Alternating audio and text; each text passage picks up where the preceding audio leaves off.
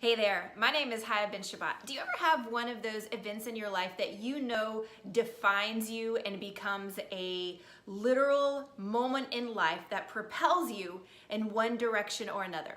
Well, when I was 3 years old, I grew up in small town Texas, and I had gone with a friend to visit their horses. And we were checking on their horses, feeding the horses, and as fate would have it, during feeding time, I got caught between a little rift between two horses, and I got kicked in the head by one of the horses. So there was blood everywhere, cracked open my skull.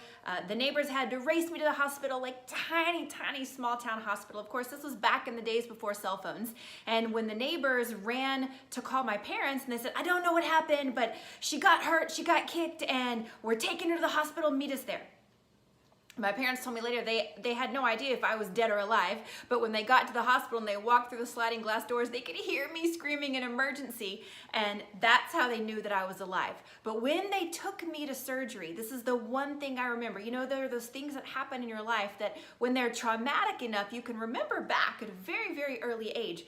So I actually remember a couple of these scenes from this event. I remember sitting on the lap of my neighbor, my neighbor's mom, in the passenger seat of her white SUV, driving down the highway, flying down the highway to the hospital with actually the ambulance following along behind us because my neighbor didn't want to stop and wait for them to get there. So the ambulance actually followed us to the hospital, and then I remember when they got me there, they swooped me into the emergency room and they laid me down on the operating table, and they put this massive, heavy, bright blue lead blanket all over my body from my neck down to my toes to keep me from flapping all around while they were doing surgery on my skull. And from that moment forward, I have literally hated limitations of any type. I hated not being able to move my hands or kick my feet. I wanted to flail and flap all about. And this lead blanket was so heavy that it kept me from moving. And I remember from that point, it's not like I necessarily became claustrophobic, but I hated being constricted or limited in any way. And my life has been like that from that point forward. I wanted to know what it's like to live a life beyond limits. So I grew up and I went the traditional path of, go to college, get really good grades, pad your resume, get a good job, go to graduate school, climb the corporate ladder, and really sit back and wait for the American dream to manifest in your life. Well, guess what? I was a ripe old age of about 23, 24, 25, waiting for it, do my best to climb the corporate ladder. I was in the young professional programs. I was, the up-and-comers and all of the programs and the extracurricular activities. I have a background in corporate banking. And when I was in graduate school, I was actually in the MBA program when I was 25 years old. Actually just about to turn 25. I remember at the time thinking I was having a quarter-life crisis. And I thought, there has got to be more than this. There has got to be a better way. I would drive or ride actually for an hour in a train from where I lived in far north Dallas into downtown Dallas. Then I would ride the train for an hour back. I would be studying for graduate school during that 2-hour daily commute. And I just started to pray out the window. There's got to be a better way. Please, God, show me a better way. And I went from corporate America into business for myself. I went into, had a very successful sales business, and then I started coaching other women that were in small businesses or aspiring entrepreneurs, and I built a very successful thing. God allowed me to be very successful in business, and I started coaching other men and women on how to build a business of their own. And what I began to realize is this common thread that so many people want to pursue the American dream. They want to do more in life. They want to rise above mediocrity. They want to break free from this generational programming that we're all living by, but we don't know how. We don't have the skills. We don't have the life skills, the time management, the emotional management, the money management, the communication skills, the interpersonal skills, the leadership skills, the technical skills. We're missing so many things. And you know what? We cannot give away what we don't have. We can't teach what we don't know. And as I started working with thousands upon thousands of professional men and women or aspiring entrepreneurs across the last 10, 20 years, I began to realize that this was a common theme. It was a common thread. And then, as fate would have it, I started even working with college kids. I was invited to teach a couple of classes. I was living and working in Australia for a while. I was teaching at a college there in Australia. And what they asked me to come and teach was life skills. To teach these millennials that were graduating and ready to conquer the world. They wanted to go out and change the world, but they didn't know how to change a tire. You know, we want to be able to feed the hungry and to be able to solve the world's hunger problems, but we don't even know how to manage our own bank account.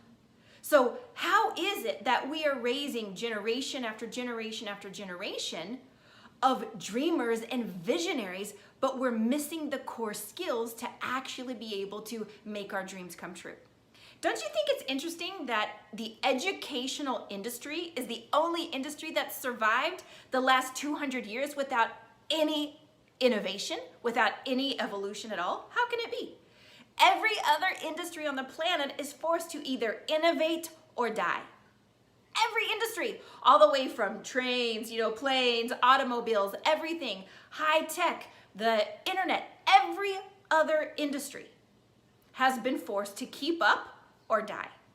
And yet in education, we are still teaching students today the way that our grandparents were taught. Guess what? It didn't even work 200 years ago. It didn't work 100 years ago. So why are we still doing it today? Do you know that the world's top companies today, like Facebook, Amazon, Google, would you believe they're no longer even requiring college degrees to work there? Do you know what they do instead? They interview each applicant and they say, show me how you can innovate. Show me how you can be creative. Show me how you are a problem solver. And because they're looking at the critical thinking skills that are required in today's world, ever since, the advent of the internet and Google and Siri, they don't need to know long math. You can look and solve a problem quickly, but what they do need to know how to do is to think outside the box. They need to know how to think creatively. They need to know how to be solutions oriented. They need to know how to work as a team. They need to know how to lead, but to be humble at the same time. They need to learn how to check their ego out the door without being a doormat. And all of these skills, when you put them together, where are they taught? Well, our parents think school's going to teach them, and schools, well, I don't know what schools think anymore. They're assuming that they're going to learn them somewhere else because there is no formal curriculum that teaches these skills. Now, when I had a son, and I started looking into schooling options for him, and I began to realize, wow, this is a big problem. And if I was not willing to do something about the current education system, then I would be forced to just be a consumer. I would be forced to just put up with the options that we have in front of us. And quite frankly, that is not something that I was willing to do. So what do? Well, we got to do something about it ourselves. I've actually been in the personal and professional development world now for the past 16, 17 years. I lose track now. And I often think, what if we could teach our kids those skills that we need to succeed in today's world? What if we could teach those to our kids when they're in elementary school? And then they would be able to build on these skill sets all the way through their schooling, junior high, high school, college, university, and beyond. And then they would go out into the world thinking these things as their baseline. What a different world that would be. And we know for sure that if we want to change the world for tomorrow, we have to start today. And what that means is that we have to prepare today's students to become tomorrow's leaders. And millennial leadership has got to look different than where we are holding right now. I refuse to believe that we have to settle for a world that looks like it does today. And I know there are a lot of us who believe this same way. In the personal and professional industry, there are authors and keynote speakers and A-listers and Fortune 500, 100 company founders and CEOs. They talk all the time about the fact that education has to change. And we're always looking around saying, okay, who's going to do it? How are we going to start? It's too big of a monster to conquer. And I believe that it's not. I believe that we really can do it. But rather than going and fighting against the government and fighting against the system, what if we just create a new system? What if we bring together all of these like-minded peoples, these visionaries, these world changers, these perpetual dreamers, and these pioneers? What if we bring everybody together and we create a system that actually prepares today's children to become tomorrow's leaders. That's what life is all about. That's what we are going to do right here, right now. It begins today. It starts with me, and it starts with you. Are you in? I'd love to have you join us. You know, they say it takes a village to raise a child. I believe it's going to take a whole army to change this world, and I know that we can do it. So I'm ready, I'm waiting, and I'm excited to have you with us. Let's get started.